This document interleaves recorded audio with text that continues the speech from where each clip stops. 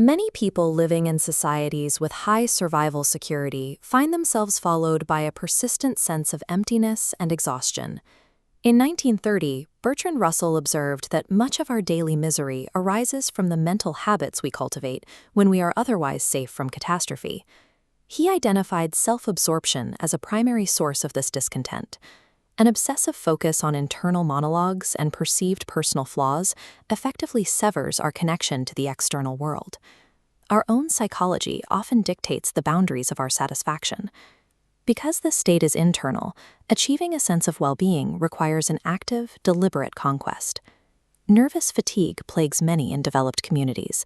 It differs from the physical tiredness of labor, manifesting instead as an emotional drain caused by constant anxiety and social competition.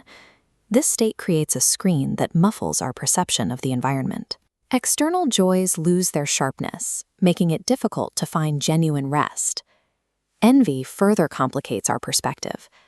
The habit of constant comparison creates a cognitive distortion where we experience pain at the sight of another person's advantages. We often attempt to escape boredom through a frantic pursuit of excitement. This requires continual peaks of higher stimulation just to maintain a baseline level of satisfaction. Fear of public opinion exerts a constant oppressive force on individuality. Modern media and the press amplify the impulse to seek the approval of the herd, even when that approval is unnecessary for survival. A lingering sense of sin functions as an internal judge. This irrational guilt demands an impossible standard of perfection, leaving us feeling isolated and unworthy. Fatigue, envy, fear, and guilt all pull our attention inward. They keep our focus tightly fixed on our own perceived inadequacies.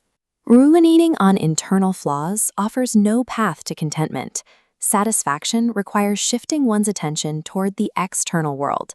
This shift begins by developing a friendly curiosity toward things and people outside of oneself.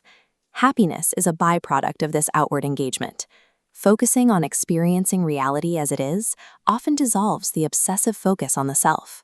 Zest manifests as an appetite for life. It is an active interest in the ordinary details and people that make up our environment. Unlike the exhausting search for extreme excitement, zest finds value in the simple, steady rhythms of life, what Russell calls fruitful monotony. Engaging in meaningful work facilitates this outward focus. Entering a flow state allows for a quiet pride in one's skill and objective progress.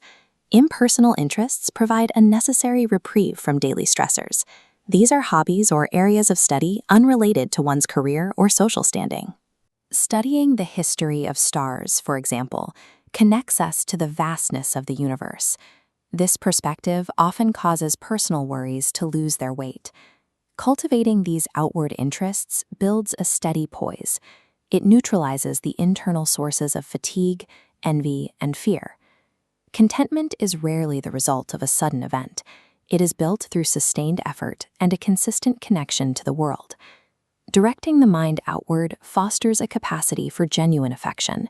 This creates a stable harbor of connection, free from the demands of an insecure ego.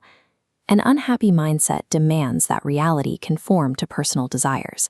A happy one finds harmony within the vastness of reality. True satisfaction emerges when a person is genuinely interested in the complexity and the needs of the external world. The world is immense, and our individual powers are small. Yet by looking beyond our own borders,